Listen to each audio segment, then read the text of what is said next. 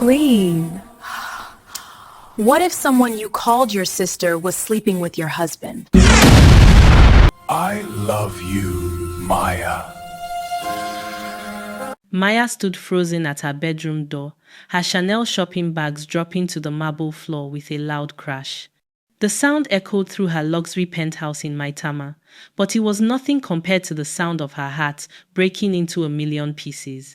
There, on her king-size bed with the silk sheets she had just bought last week, was her husband David, and beneath him, moaning his name, was Lisa, her best friend, her sister, the woman she had trusted with every secret, every fear, every dream since they were 7 years old.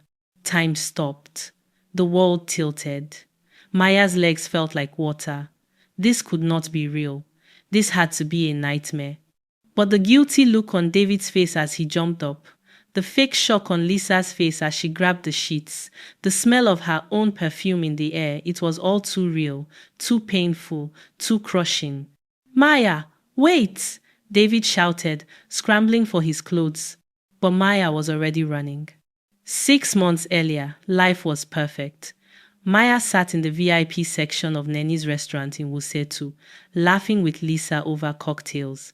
The evening sun painted Abuja's skyline in shades of gold and pink. Around them, wealthy men and women clinked glasses, discussed business deals, and showed off their latest designer purchases. This was their world, a world of luxury, comfort, and endless possibilities. "Girl, look at you glowing," Lisa said, reaching across the table to squeeze Maya's hand. "Marriage looks so good on you."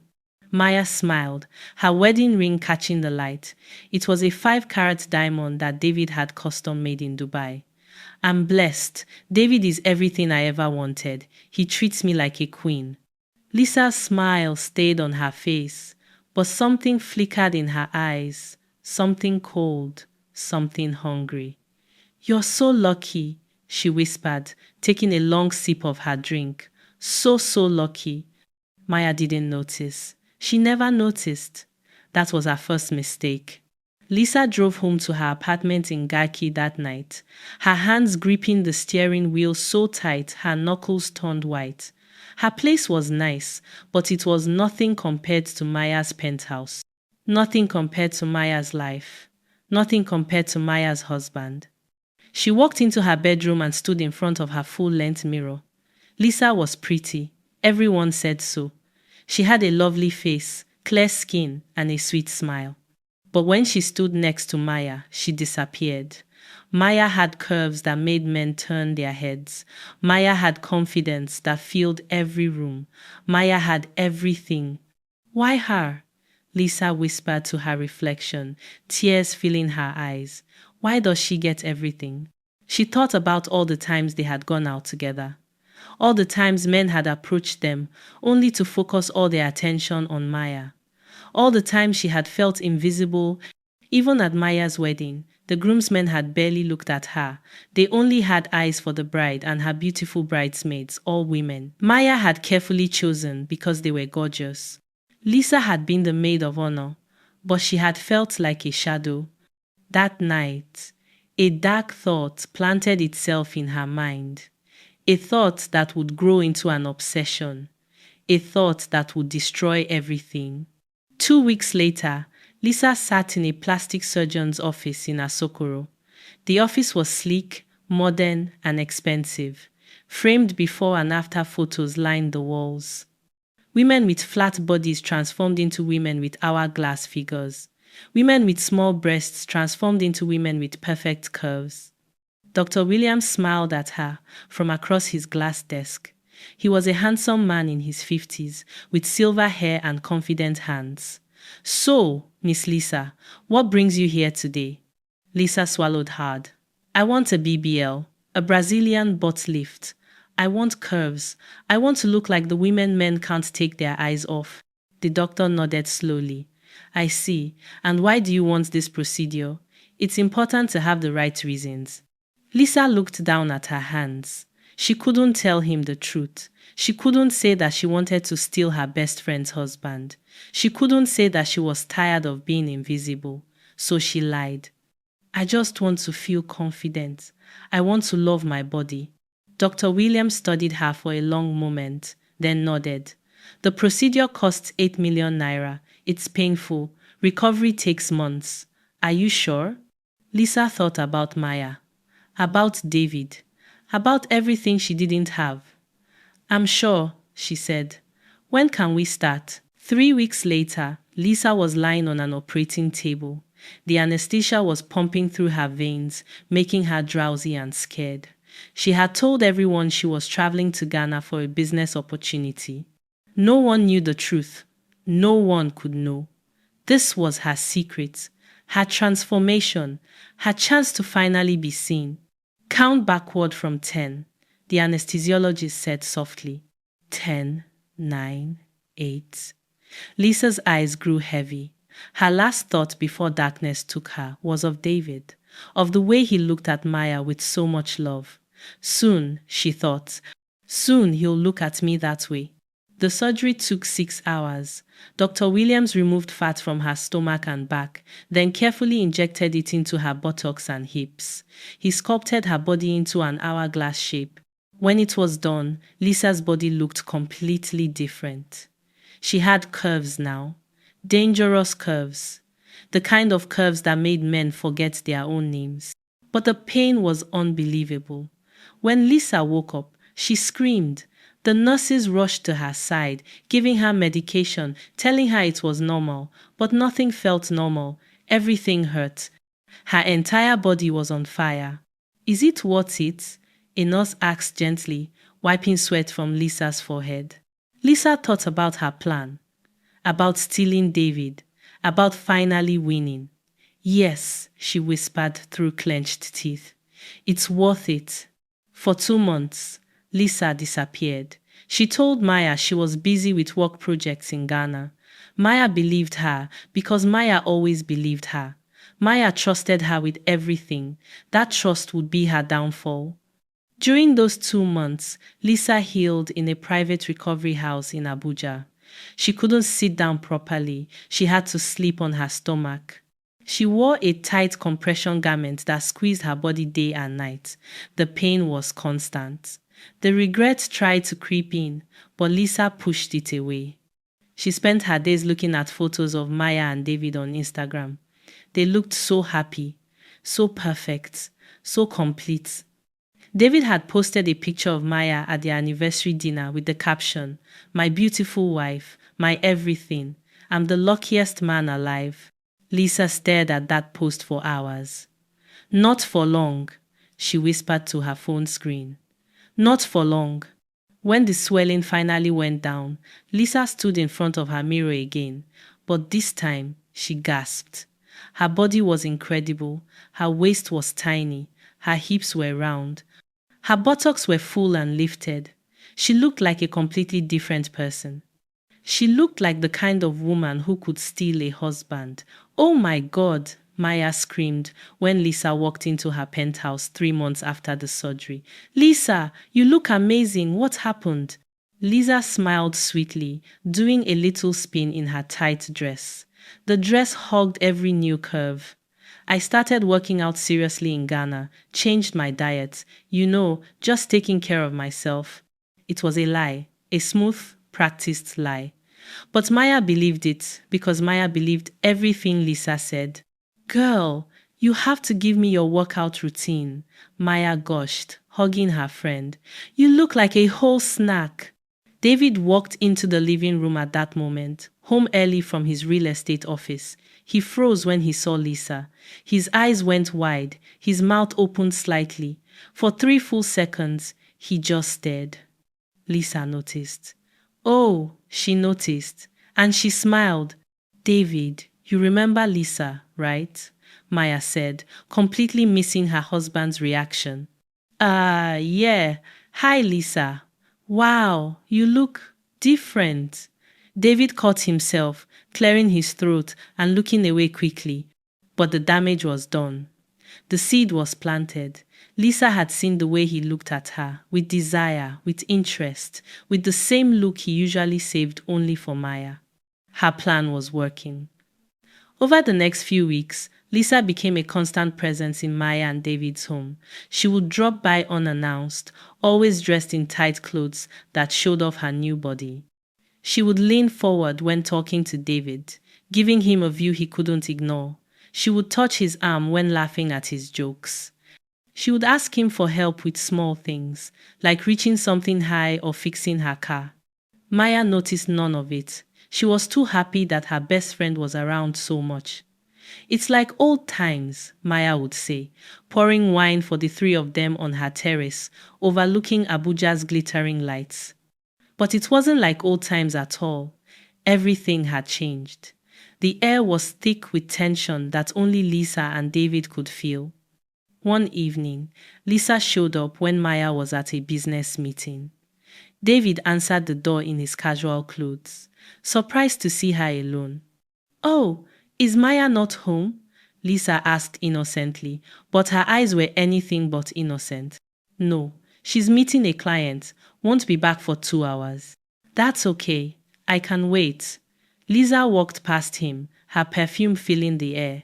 It was a scent similar to Maya's, but stronger, sweeter, more dangerous. David knew he should ask her to leave, knew this was wrong, but he didn't.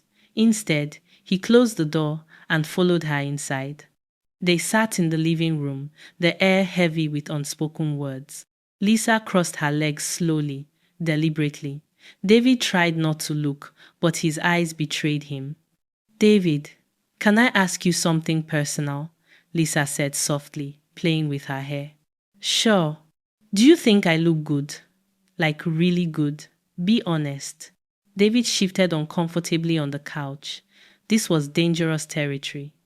"Lisa, you look great. You know that. But do I look better than before?" She leaned forward, her eyes locked on his. "Yes, much better." The words came out before he could stop them. Lisa smiled, satisfied. "I changed myself because I was tired of being invisible. Tired of men only seeing other women. Tired of being the friend, never the prize." "You were never invisible," David said, but his voice lacked conviction. "To you I was. At your wedding, you barely looked at me. But now," she stood up and walked slowly toward him. "Now you can't stop looking." David's heart pounded in his chest. He should stop this, should tell her to leave, should be loyal to his wife. But Lisa was standing right in front of him now, close enough that he could feel the heat from her body. "This is wrong," he whispered. "I know," Lisa whispered back, "but doesn't wrong feel good sometimes?" The sound of a car pulling into the driveway broke the spell. Maya was home early. After that night, everything changed. David couldn't stop thinking about Lisa, about how close she had been, about the way she looked at him with such hunger, such desire.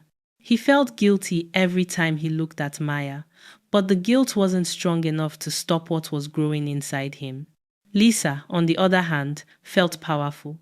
She had cracked him.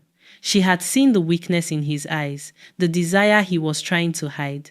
Now it was just a matter of time. She started texting him, innocent messages at first. "Hey, thanks for letting me hang out the other night." Then the messages got bolder. "I can't stop thinking about our conversation." Then even bolder. "Do you ever think about me, David? Because I think about you." David knew he should delete the messages, should block her number, should confess everything to Maya, but he didn't. Instead, he texted back. And with each message, he fell deeper into Lisa's trap. Maya remained completely blind to it all. She was busy with her own luxury fashion business, traveling between Abuja and Lagos for meetings, hosting exclusive events for Abuja's elite women. She trusted David completely. She trusted Lisa completely. That trust was the knife they would use to stab her in the back. It happened on a rainy Thursday evening. Maya was in Lagos for a 3-day fashion exhibition. David was home alone, working late on property documents. His phone buzzed. It was Lisa. "I'm scared. There's a strange man outside my apartment. Can I come stay at your place tonight?" David should have said no, should have called the police for her, should have done anything else, but he didn't. "Come over," he texted back. Lisa arrived 30 minutes later in a tight dress that left little to the imagination. Her makeup was perfect, her perfume filled the penthouse, and David knew in that moment that there was no strange man. This was all planned, all a setup. "Thank you for letting me come," Lisa said, her voice trembling with fake fear. "I was so scared." "You're safe here," David said, but his voice was thick with desire. They had wine, they talked, they sat too close on the couch, and then, as rain pounded against the windows, David kissed her. Lisa kissed him back, her hands pulling him closer. All thoughts of Maya disappeared. All thoughts of loyalty vanished. There was only desire, only betrayal, only sin. They moved to the guest bedroom, not the master bedroom. Even in their betrayal, some lines felt too sacred to cross. But it didn't matter. The damage was done. Afterward, lying in the darkness, Lisa smiled to herself. She had won. She had taken what belonged to Maya. She had proved she was just as desirable, just as valuable, just as worthy. But the victory felt hollow, empty, wrong. The next morning, David woke up drowning in guilt. What had he done? How could he face Maya? How could he look at himself in the mirror? Lisa was already awake, getting dressed, acting like nothing earth-shattering had happened. "We can't tell her," Lisa said firmly, reading his mind. "It would destroy her." "Do you want to destroy her?" "No, but..." "Then this stays between us. It was a mistake. It won't happen again." But even as she said the words, Lisa knew they were lies. It would happen again, and again, and again. When Maya returned from Lagos 3 days later, glowing and excited about her successful exhibition, David hugged her tight, trying to squeeze the guilt out of his body. "I missed you so much," he said, and he meant it. He loved Maya, he really did, but he had still betrayed her. "I missed you too, baby," Maya said, kissing him. "Oh, I brought Lisa a gift. Can you believe her birthday is coming up? 28 years old. We need to throw her a huge party." David's stomach turned. A party for the woman he had just slept with, for the woman who had seduced him while pretending to be Maya's best friend. "Yeah," he said weakly. "That sounds great." Maya pulled out her phone, already making plans, already texting Lisa with excitement. She had no idea that her two favorite people in the world had just stabbed her in the back. The affair continued. What started as one terrible mistake became 2, then 5, then 10. Lisa would come over whenever Maya was away. She and David would meet in hotels in Abuja, fancy places, like the Transcorp Hilton, where rich people had their secret sins. They would text constantly, deleting the evidence, living double lives. David hated himself more with each betrayal. He would lie next to Maya at night, listening to her peaceful breathing, and feel like the worst man alive. But the next time Lisa texted, he would go running. It was like an addiction, a sickness, a curse he couldn't break. Lisa, meanwhile, was changing. The victory she thought would make her happy only made her feel empty. She would look at herself in the mirror after being with David and feel disgusted. Her beautiful new body, the body she had suffered for, felt like a costume, a lie, a trap she had built for herself. She started avoiding Maya's calls, started making excuses not to hang out. The guilt was eating her alive, but she couldn't stop. She was in too deep now, and part of her still wanted to win. Still wanted to prove she was better than Maya. But what did winning even mean anymore? Maya wasn't stupid. She started noticing small things. David's phone was always face down now. He took calls in other rooms. He worked late more often. And Lisa, her dear Lisa, was distant. Cold. Different. One night, lying in bed, Maya turned to David. "Is everything okay with us?" "Of course, baby. Why would you ask that?" "I don't know. You seem far away lately." David's heart raced. This was his chance to confess, to come clean, to save his soul. But instead, He lied. I'm just stressed with work. The real estate market is tough right now. Maya nodded, accepting the excuse. But doubt had been planted. She started watching more carefully, noticing more things. The way David looked at his phone, the perfume smell on his clothes that wasn't hers, the late nights that became more frequent. She called Lisa one afternoon, her voice shaking. Lisa, I need to talk to you. Something feels wrong. Lisa's blood ran cold. What do you mean? I think David might be cheating on me. Silence. Heavy, guilty silence. Girl, no way. Lisa finally said, the lies flowing smooth as honey. David loves you. He would never. You're just stressed. But Maya's intuition was screaming. Something was very, very wrong. Lisa's 28th birthday party was at Cilantro Restaurant in Abuja. The place was packed with Abuja's young and wealthy. Music pumped through expensive speakers. Champagne flowed like water. Everyone was dressed in their finest designer clothes, showing off their success. Maya had planned everything. She had spent weeks organizing the perfect party for her best friend. Because that's what Maya did. She loved hard. She gave everything. She trusted completely. Lisa stood in the center of the room in a tight gold dress that showed off every curve her surgery had given her. People congratulated her, complimented her transformation, toasted to her success. But Lisa felt sick. Maya was moving through the crowd, making sure everyone was happy, making sure Lisa felt special. David stood in a corner, drinking too much, drowning in guilt. He caught Lisa's eye across the room. She looked away quickly. At midnight, Maya called for everyone's attention. I want to make a toast, she said, her voice full of love and emotion. Lisa has been my best friend since we were 7 years old. She's been there for me through everything. My sister, my heart. I love you so much, girl. The crowd cheered. Lisa's eyes filled with tears. But they weren't tears of joy. They were tears of shame, of guilt, of a betrayal so deep it had poisoned everything. Maya hugged her tight. I don't know what I'd do without you, she whispered. Lisa hugged her back, hating herself more than she had ever hated anyone. 2 weeks after the party, everything started falling apart. David became careless. He left his phone unlocked one morning while showering. Maya, who had never been the type to snoop, felt a pull she couldn't resist. She picked up his phone.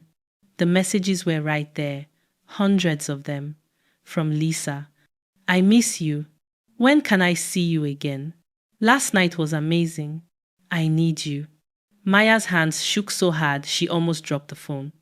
This couldn't be real. This couldn't be happening. Not David. Not Lisa.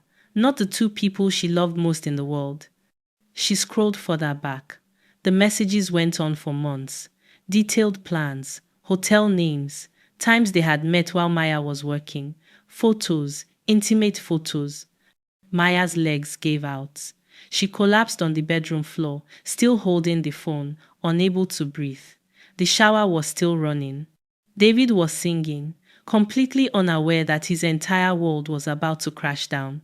Maya stood up slowly. She wasn't crying. She was beyond tears. She was in a place of cold, clear fury. She dried her face, straightened her designer dress, and waited. When David came out of the shower with a towel around his waist, still humming, he saw Maya sitting on their bed holding his phone. Maya, don't, she said quietly. Just don't. David tried to explain, tried to apologize, tried to say it meant nothing, but Maya's face was stone. She wouldn't listen to his lies anymore. How long? She asked. Maya, please. How long? 4 months, David whispered, shame coating every word. Maya laughed. But it was a broken sound. 4 months. While I was planning her birthday party, while I was calling her my sister, while I was loving you both. She stood up, her voice getting stronger. Get out. This is my house too. I said get out, Maya screamed, throwing his phone at him. It hit the wall and shattered. Get out before I do something I'll regret. David grabbed some clothes and left, leaving Maya alone in the penthouse they had built together. But Maya wasn't done. She had one more person to confront. She drove to Lisa's apartment in Garki. She didn't call first. She just showed up and pounded on the door until Lisa answered, her face going pale when she saw Maya. How could you? Maya's voice was eerily calm. I loved you. I trusted you. You were my sister. Lisa tried to speak, but no words came out. What could she say? There was no excuse, no explanation that would make this okay. Was it worth it? Maya asked. The surgery, the lies, stealing my husband, did it make you happy? I'm sorry. Sorry? Maya laughed that broken laugh again. You're sorry? You destroyed everything. For what? For a man? For attention? For validation? Lisa started crying. I was jealous. I was stupid. I was wrong. Yes, you were. Maya stepped closer, her eyes burning. But you know what? You didn't win. You lost. You lost me. You lost yourself. And you'll lose him too, because men who cheat with you will cheat on you. Enjoy your prize, Lisa. I hope it was worth it. Maya turned and walked away, leaving Lisa sobbing in her doorway. The news spread through Abuja's elite circle like wildfire. The perfect couple wasn't so perfect after all. People took sides. Some blamed David, some blamed Lisa.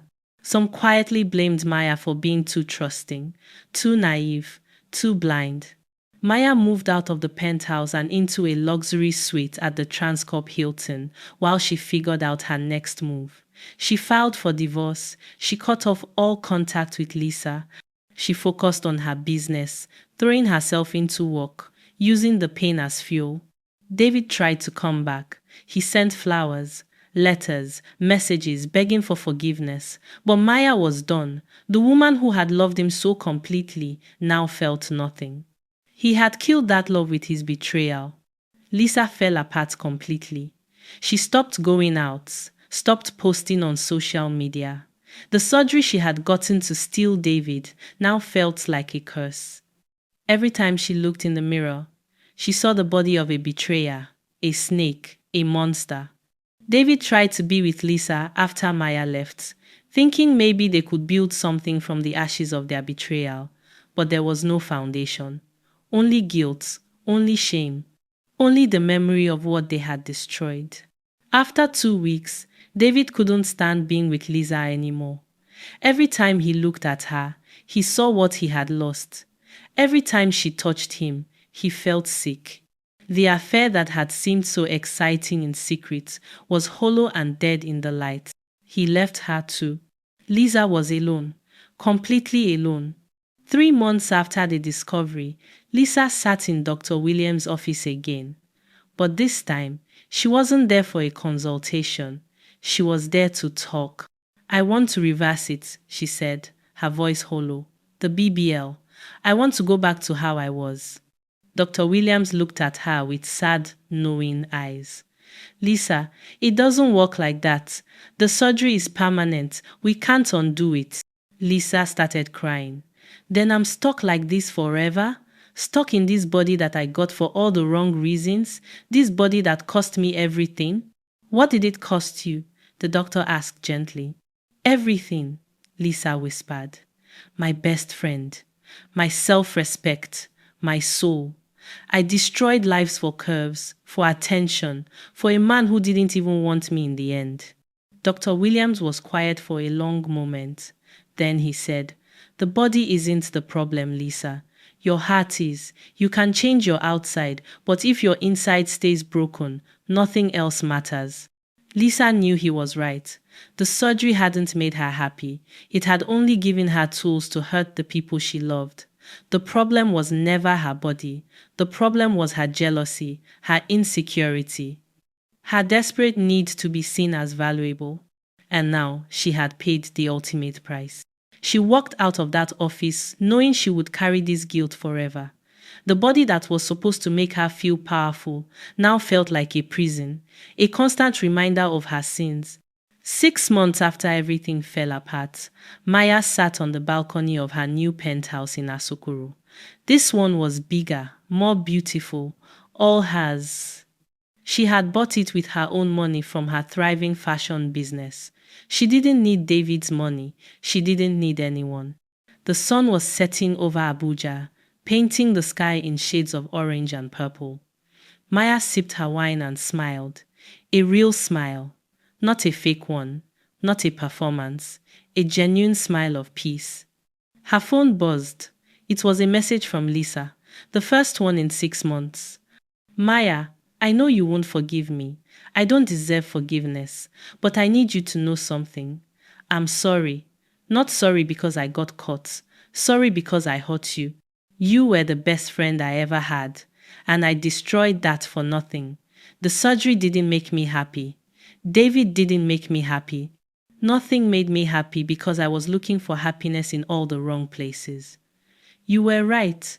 I lost everything. But most of all, I lost you. And that's the worst pain of all. I hope one day you find peace. You deserve it more than anyone. Love, Lisa. Maya read the message 3 times. She felt nothing.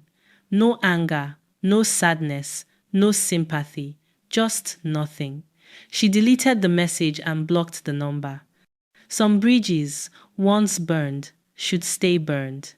She thought about responding, about telling Lisa that real beauty comes from character, not curves, that loyalty is more valuable than looks, that you can't build happiness on someone else's pain. But Lisa would have to learn those lessons on her own. Maya was done being her teacher. David had texted too, over the months. Apologies, explanations, promises to change. Maya had ignored them all. He had shown her exactly who he was, and she believed him. As the sun disappeared below the horizon, Maya made herself a promise. She would never again give her trust to people who did deserve it. She would never again love someone more than she loved herself. She would never again mistake kindness for weakness. She had been betrayed by the 2 people she trusted most. But she had survived, more than survived. She had thrived. The body that Lisa had mutilated herself to get meant nothing in the end. Real power came from self-respect. Real beauty came from integrity. Real strength came from choosing yourself, even when it hurt. Maya raised her glass to the empty sky. To new beginnings, she whispered. To freedom, to peace, to me. Somewhere across Abuja, Lisa sat alone in her apartment, living with her guilt and her regret and her surgically enhanced body that had cost her everything. Somewhere else, David lay awake, haunted by the memory of the good woman he had lost. But Maya? Maya slept peacefully, because she had chosen herself, and in that choice, she had found something more valuable than any relationship, any friendship, any temporary pleasure. She had found her own worth, and no one could ever take that away again. Asterisk, asterisk, the end. Asterisk, asterisk, asterisk. Sometimes the people closest to you will hurt you the deepest, but when they do, you have a choice. You can let their betrayal define you, or you can let it refine you. Choose yourself. Choose peace. Choose to rise above. Because at the end of the day, the only person who will never betray you is yourself, so make sure you're worth coming home to. Asterisk.